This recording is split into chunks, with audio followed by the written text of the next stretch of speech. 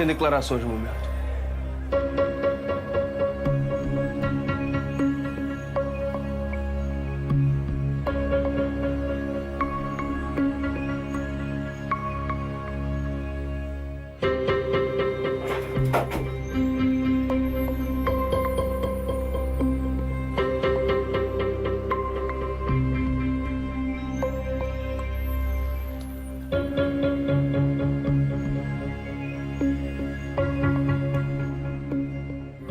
É fita adesiva.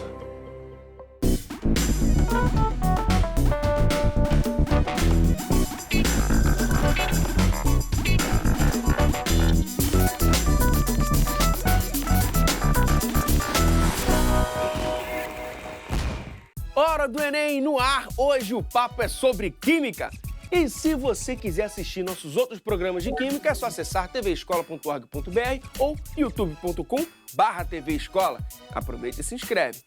E agora, para aquela revisão esperta, eu convoco ele, professor Luiz Cláudio Gonçalves. Fala, meu amigo. E aí, mestre, tudo bem? Beleza, tamo aí. Vamos lá, um conceito essencial para química é o conceito de mistura, tá certo? Tá certo. Então explica pra gente, professor, revisãozinha. Perfeito. Então vamos entender o seguinte. Imagina que você tenha um copo com água pura. Purinha mesmo, Beleza. só tem água ali dentro. Tá? Água destilada, tá bom? Não é água que a gente vai beber, não. Se eu pego um pouquinho de sal e jogo nessa água, o sal dissolve na água? Sim. Sim. Quantas substâncias eu tenho aqui dentro? Ué, sal Sal e água. Eu tenho duas. Se eu tenho mais de uma substância, eu tenho uma mistura. Então, repara, o sal dissolveu na água, eu não enxerguei o sal depois que ele dissolveu. Certo. Eu só estou vendo uma fase. Então, isso é uma mistura homogênea. Maneiro. Olha a outra situação. Peguei um copo com água e joguei um pouquinho de óleo. O que tem ali dentro? Água e óleo. Tem mais de uma substância? Sim. Então, eu tenho uma mistura. Só que agora eu enxergo quantas fases? Duas. Logo, eu tenho uma mistura heterogênea. Então, você tem, quanto ao número de fases, dois tipos de misturas, homogênea e heterogênea. Olha a gente respirando agora, ó. Estou respirando o quê? Ar atmosférico. Certo. O ar atmosférico tem o gás que eu respiro, gás oxigênio, tem o nitrogênio, N2, gás nitrogênio, e tem outros gases. Eu não tenho um monte de gases no ar atmosférico, Certo. então eu posso concluir que o ar atmosférico é uma mistura também. Olha aí, mas... Então, bora fazer uma revisãozona, professor? Pode que aí ser? fica legal. Vamos para os slides. Melhor ainda. Vamos lá.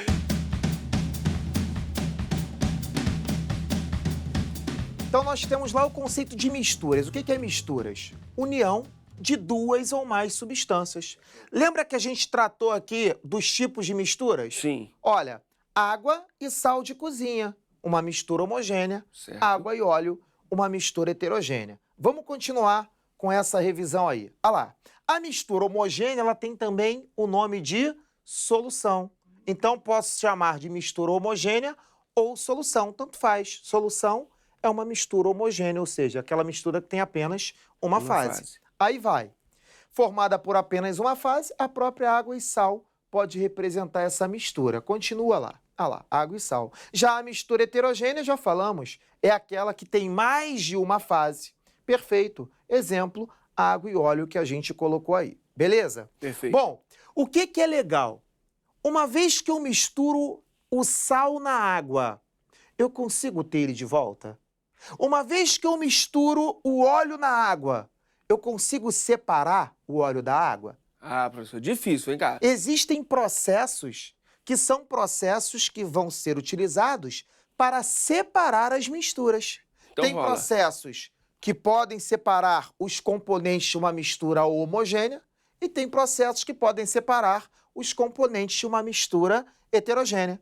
Quando a gente olha para a tela, olha lá, processos de separação de misturas, processos mecânicos, são processos que servem para separar misturas heterogêneas. Legal. Esses processos, eles não são muito eficazes. Posso te dar o exemplo da água e óleo? Sim. Peguei a água e o óleo e coloquei a água e o óleo dentro de um recipiente que tem uma torneirinha embaixo. Esse recipiente chama-se funil de bromo. Aí eu abri essa torneirinha, a água escorreu. Depois que toda a água escorre, eu fecho a torneirinha. Pergunto eu a você, pode ser que tenha sobrado um pouquinho de água lá em cima? Pode ser. Ou pode ter que tenha vazado um pouquinho de óleo para cá para baixo? Também. Por isso que eles são pouco eficazes, mas eu não gastei dinheiro para fazer isso. Eles são bem viáveis economicamente. Entendi. Aí, você tem lá os exemplos, ó. A filtração é o mais comum, água e areia. Joguei a água na areia, lá, passou a água e quem ficou retido no filtro foi a areia. O ar-condicionado, o filtro do ar-condicionado. Certo. Se você passar a mão nele, tem poeira. Certo. Claro, o ar-condicionado puxou aquele ar quente, Certo. passou pelo filtro, a poeira que tinha nele ficou retida. E aí ele separou o pó do ar. Foi um resumo aí com bastante informação, bastante né? informação, professor. Já podemos partir para a questão? Agora já estão craques, vão matar na hora. Já está na tela, professor, questão 115 do Enem de 2017, caderno azul, primeira aplicação. Tá contigo, meu. Maravilha, maravilha. As centrífugas são equipamentos utilizados em laboratórios, clínicas e indústrias.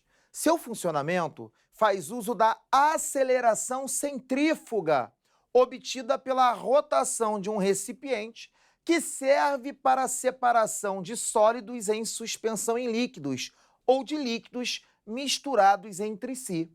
Nesse aparelho, a separação das substâncias ocorre em função tem tudo a ver, a gente está falando de misturas. Certo. Nós definimos o que é mistura homogênea e mistura heterogênea. Certo. Esse exemplo da centrifugação é um exemplo de separação de uma mistura heterogênea. E sabe qual é o exemplo mais clássico deles?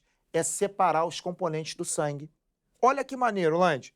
Quando eu tenho sangue, eu tenho o plasma, que é o soro sanguíneo, e eu tenho os glóbulos vermelhos. Certo. O sangue é uma mistura heterogênea. Se você deixar descansar, os glóbulos vermelhos vão fazer o quê? Eles vão sedimentar, eles vão afundar. E o plasma vai ficar em cima. Você separou pela diferença de densidade, não é? Mas eu não posso ficar esperando esse tempo todo. Eu coloco esse tubinho de ensaio dentro de uma centrífuga. E aí o que vai acontecer nessa centrífuga?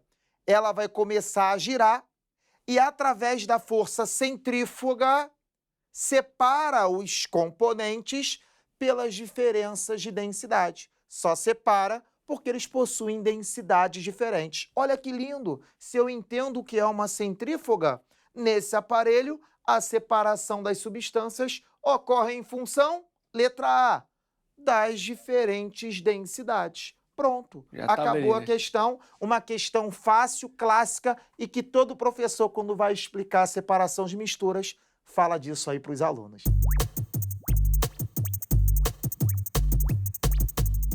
Bora só passar o olho assim nas outras opções, só para não restar dúvida? Claro. Vamos falar da letra B. Ó. Nesse aparelho, a separação das substâncias ocorre em função dos diferentes raios de rotação. Poxa, não está todo mundo dentro do mesmo recipiente, naquela mesma distância? Sim. Então não tem diferença de raio de rotação nenhuma ali, né? Certo. Então essa aí estava fora. Das diferentes velocidades angulares. Ora, a velocidade angular tem muito a ver com a parte da física, que vai estudar essa velocidade angular que está ocorrendo ali. Mas creio eu que se a gente tem um recipiente mergulhado no mesmo ponto e eu rodo nesse mesmo ponto, não vai mudar essas velocidades angulares, ok? Na letra D, das diferentes quantidades de cada substância. Não importa.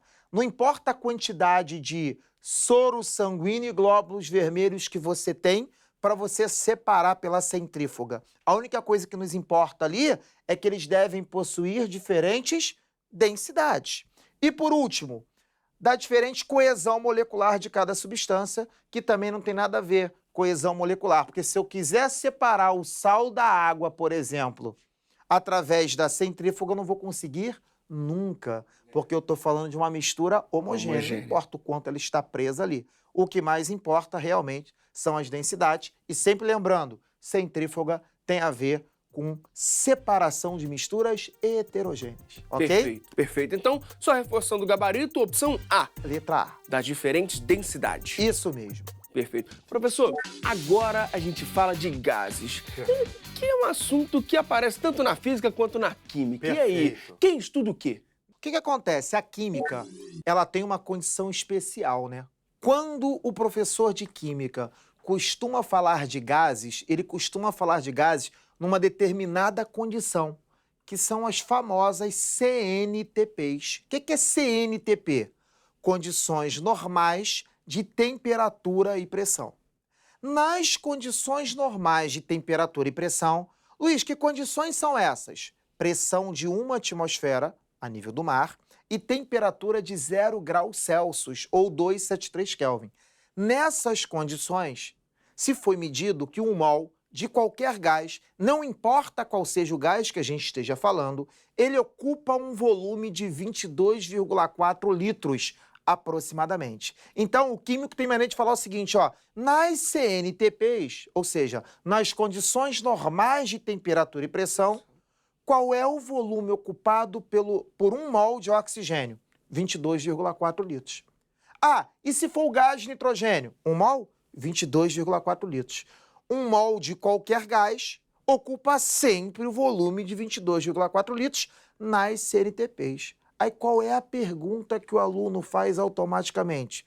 Beleza, Luiz. Nas CNTPs, 1 mol de qualquer gás ocupa o volume de 22,4 litros. Mas e fora das CNTPs? E se for Rio de Janeiro, 34 graus? Pois é. Fora das CNTPs, a gente utiliza a equação geral dos gases, equação de Clapeyron, muito famosa, muito conhecida, para um gás ideal, que é PV igual a nRT.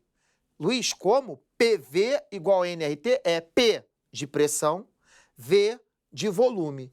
É igual a N, que é o número de mols do gás, vezes o R, que é uma constante dos gases, vezes o T, que é a temperatura em Kelvin. Luiz, para ficar mais fácil, podemos ir para a lousa? Podemos? Claro, por favor. Vamos lá.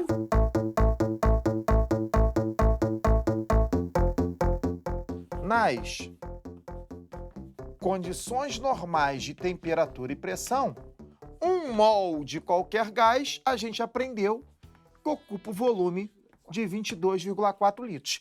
Luiz, só para eu recordar, temperatura de 0 graus e pressão de 1 atm. Beleza. Mas e se o gás ideal estiver fora das CNTPs? Aí a gente utiliza, ó, PV igual a nRT. O que é isso? O P é a pressão, que é dada em atmosfera. O V é o volume do recipiente. Lembrando que o gás ele ocupa sempre todo o volume do recipiente. O N é o número de mols do gás. O R é uma constante. Vou botar aqui, ó, CTE, constante dos gases. Essa constante vale 0,082 atm vezes litro por mol Kelvin. Não importa, porque ele sempre vai ser dado no enunciado. E o T é a temperatura que é dada em Kelvin. Essa temperatura que é dada em Kelvin, geralmente aqui no Brasil, ela é dada em graus Celsius. Para eu passar de graus Celsius para Kelvin, eu somo 273. Todas as vezes que o gás estiver fora das CNTPs, eu vou ter que aplicar esta fórmula para descobrir qual é o volume ocupado por ele.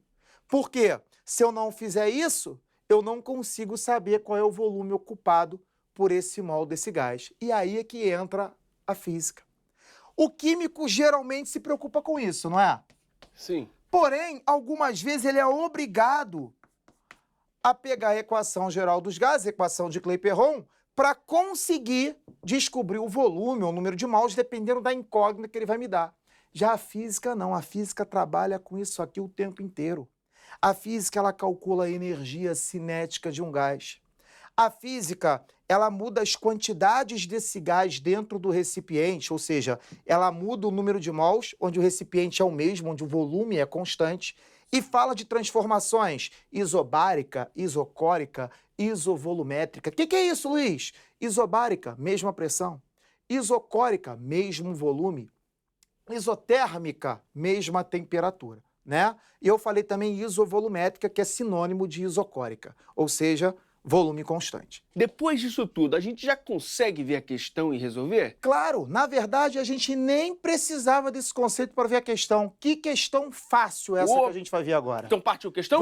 Vamos lá. Já tá na tela aí, ó. Questão 99 do Enem de 2018, caderno azul, primeira aplicação. Tá contigo, professor. Perfeito. A identificação de riscos de produtos perigosos para o transporte rodoviário é obrigatória e realizada por meio da sinalização composta por um painel de segurança de cor alaranjada e um rótulo de risco.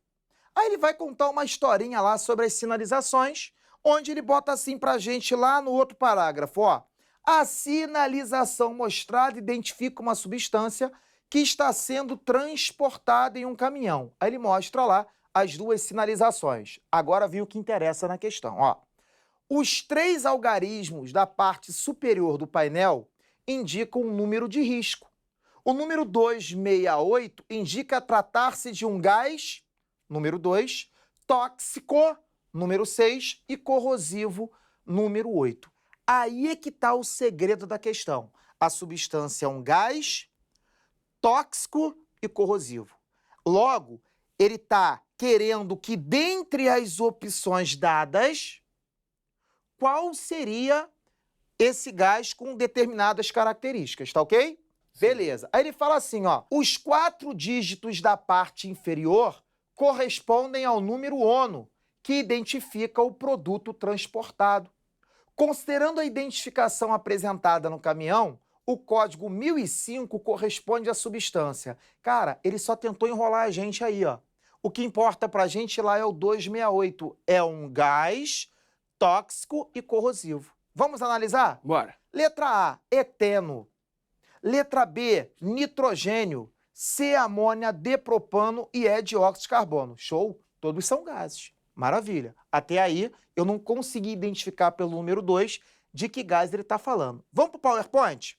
O eteno, também chamado de etileno, é um gás produzido naturalmente pelas plantas.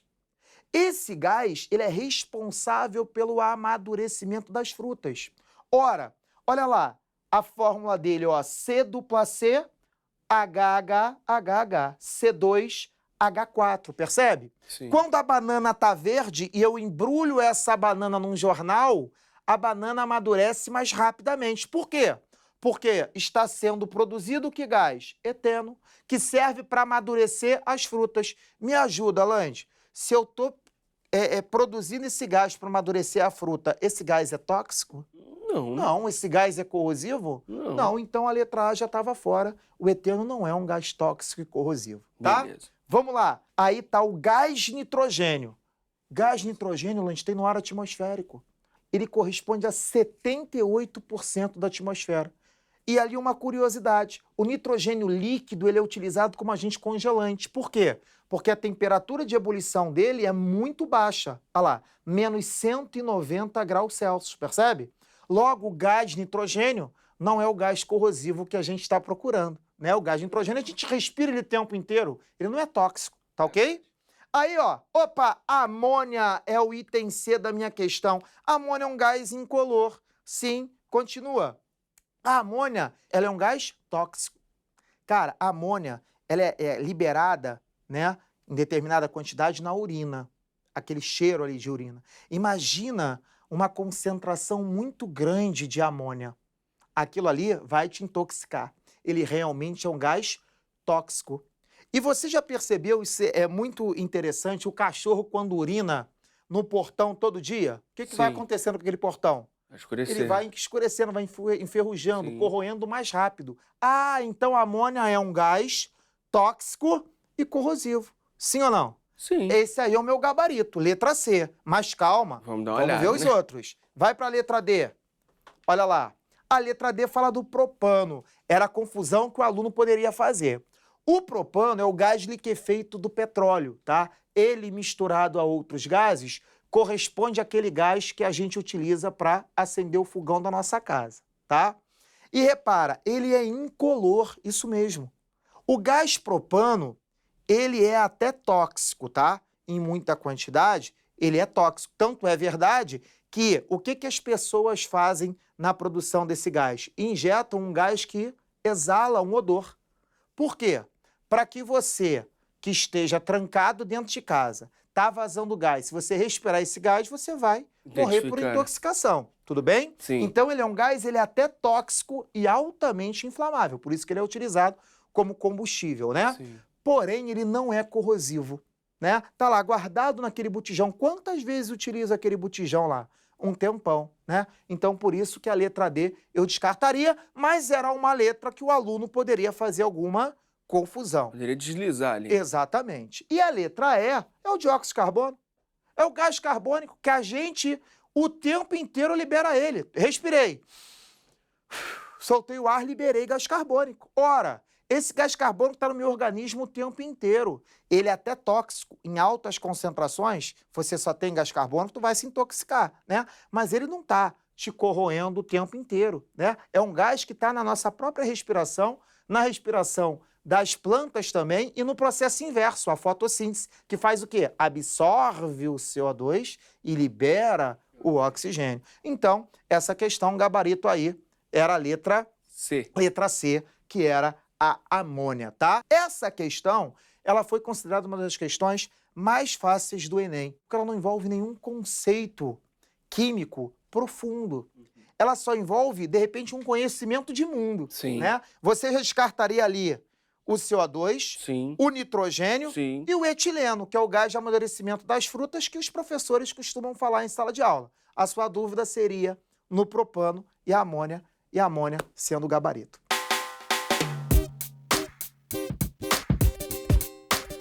Professor, quais você acha que são as maiores dúvidas quando a gente pensa em misturas e gases? Perfeito. Misturas, com certeza, é a parte de separação de misturas. E Confundir, né? Homogêneo, heterogêneo? Qual o processo que eu uso? Se eu uso uma destilação, se eu uso uma decantação, é o que a galera mais escorrega na hora de fazer uma questão desse tipo, tá? Então, o que mais vem sendo cobrado na prova é essa parte exatamente de separação de misturas, tá? Já em gases, o que a galera tem mais dúvidas é exatamente na parte de estequiometria, que envolve o cálculo do volume de um gás, seja nas CNTP ou seja fora das CNTP. E é com gás total que eu chamo o nosso Momento Pop Prof.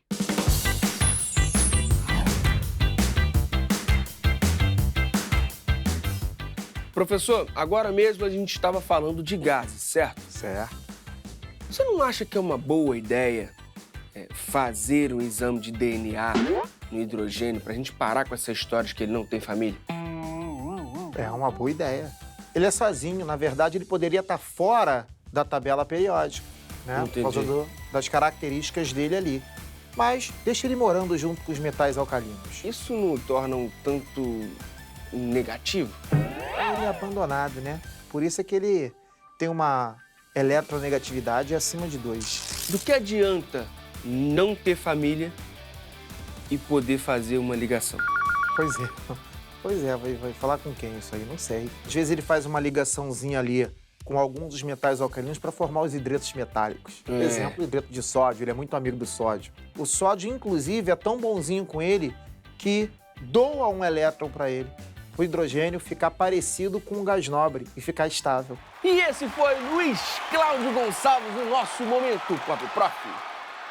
Qual é a dica que você deixa pra galera que quer se aprofundar nos temas que a gente abordou hoje? Perfeito. Eles podem ir lá no meu site www.quimicacomluiz.com.br, esse Luiz é com Z, tem uma partezinha lá de download, né? E lá tem os módulos dos assuntos, teoria e exercício que eles podem pegar.